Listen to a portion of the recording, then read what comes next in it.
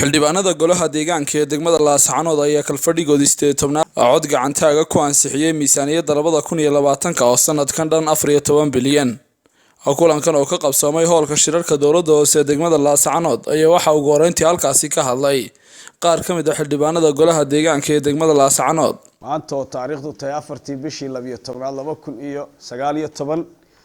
waxaanu ku ansixinay hoolka dowladda hoose hadana xildhibaanadii golaha deegaanka ee degmada Laascaanood miisaaniyadda 2020 qorshayaasha siyaasadeed oo uga degsan golaha deegaanka 2020 iyo meelaha wax laga qabanayo miisaaniyadda oo laba jibaaran cadadkii sanadkii hore ay ahayd xadigeeduna 14 bilyan oo shilinka Soomaaliland ay tahay sanadka 2020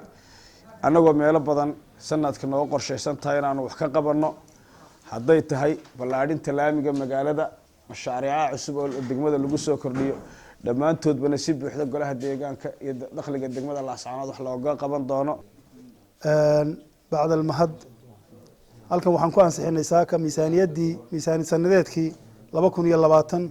ee dowladda hoose degmada Laascaanood miisaaniyadaas oo lagu ansixiyay cod aqlabiyad leh insha Allah waxaan rajaynaynaa sida loo soo diyaariyay waxqabadkeeda lagu soo muujiyay inay u hirgashaan Ilaahay ka rajaynaynaa anaguna waxa weeyaan insha Allah waxaan rajaynaynaa inaan xeelaha aan ballan qaadnay aan kulinaan Ilaahay ka rajaynaynaa miisaaniyadda wayna ansaxday 2020 inta uun baa sibku saaka ahaa ugu dambeyntiina maayirka degmada Laascaanood Cabdicasiis Xuseen Tarwale ayaa ka warbixiyay miisaaniyadda ay maanta ansixiyeen isagoona sheegay inay ka shaqeyn doonaan isla markaana xoog saari doonaan horumarka iyo bilicda degmada Laascaanood. bismillaahir rahmaanir rahiim maanta way bishu tahay 4 bishii 12aad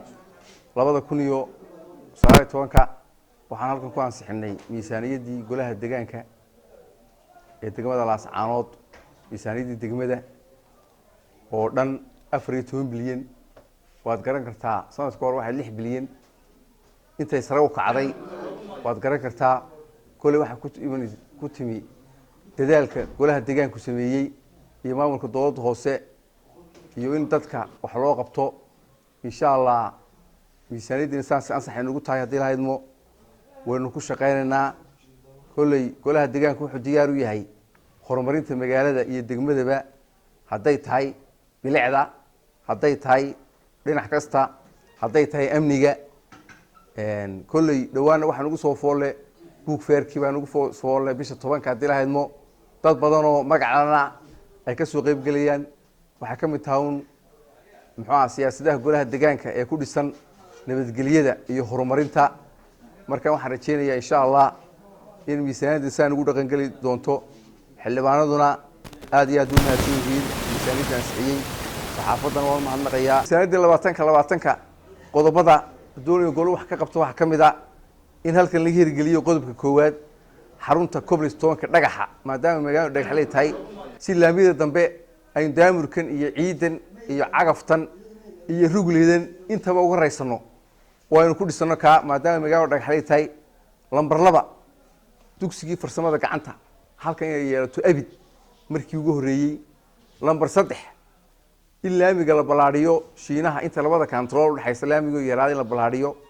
waa qodobka 3aad waxa kamid ah security light cusub in magaalada lagu xiro 2020 qodobadaas oo dhan waxa kamid tahay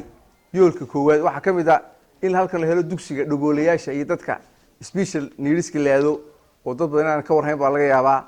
marka intaas oo qodobada noole muxuu ahaa priority-ga waliban qaran